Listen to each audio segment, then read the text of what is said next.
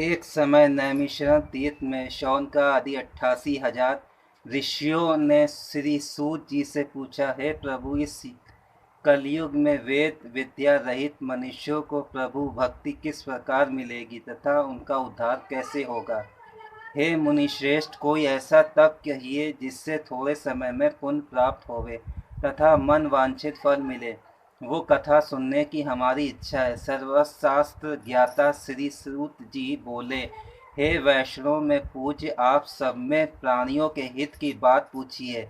अब मैं उस श्रेष्ठ व्रत को आप लोगों से कहूँगा जिस व्रत को नारद जी ने श्री लक्ष्मी नारायण से पूछा था और लक्ष्मीपति ने मुनि श्रेष्ठ नारद से कहा था। सो ध्यान से सुनो। एक समय योगी राज नारद जी दूसरों के हित की इच्छा के अनेक लोकों में घूमते हुए मृत्यु लोक में आ पहुँचे। यहाँ अनेक योनियों में जन्मे वे प्रायः सभी मनुष्यों को अपने कर्मों द्वारा अनेक दुखों से पीड़ित देखकर सोचा, किस यत्न करने से निश्चय ही दुखों का नाश हो सकेगा। ऐसा मन में सोचकर विष्णु लोक को गए। वहाँ श्वेत वर्ण और 4 भुजाओं वाले देवों के ईश नारायण को, जिनके हाथ में शंख चक्र गदा और पद्म थे तथा वरमाला पहने हुए थे, देखकर स्तुति करने लगे। हे भगवान, आप अत्यंत शक्ति से संपन्न हैं। मन तथा वाणी आपको नहीं पा सकती। आपका यदि मध्य अंत नहीं है, निर्गुण स्वरूप के कारण भक्तों के दुखों को नष्ट करने वाले हैं। आपको मेरा नमस्कार। नारद जी से इस प्रकार की स्तुति सुनकर भगवान बोले, हे मुनिश्रेष्ठ, आपके मन में क्या है? आपका किस काम के लिए आगमन हुआ है? निसंकोच कहो। तब नारद मुनि बोले, मृत्युलोक में सब मनुष्य जो अनेक योनियों में पैदा हुए, अपने अपने कर्मों के द्वारा अनेक प्रकार के दुखों से दुखी हो रहे हैं।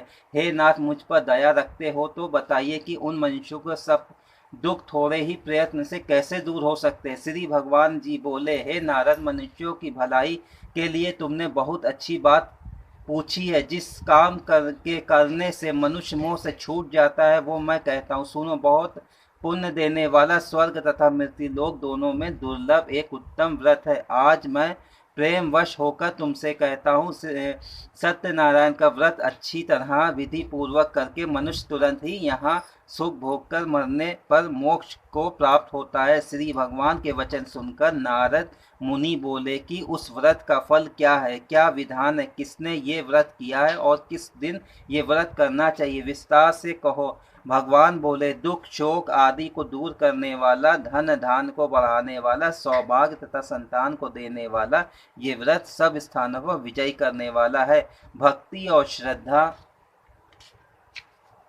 के साथ किसी भी दिन मनुष्य श्री सत्यनारायण की शाम के समय ब्राह्मणों और बंधुओं के साथ धर्मपरायण होकर पूजा करे। भक्ति भाव से नैवेद्य, केले का फल, घी, दूध और गेहूं का चूर्ण सवाया लेकर गेहूं के अभाव में साठी का चूर्ण, शक्कर तथा गुड़ ले और सब भक्षण योग्य पदार्थ जमा करके भगवान के अर्पण करे।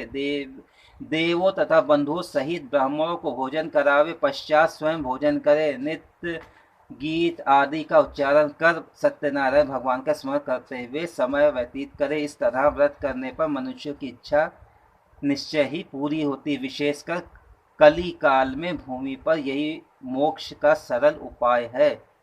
श्री सत्यनारायण व्रत कथा का प्रथम अध्याय संपूर्ण हुआ।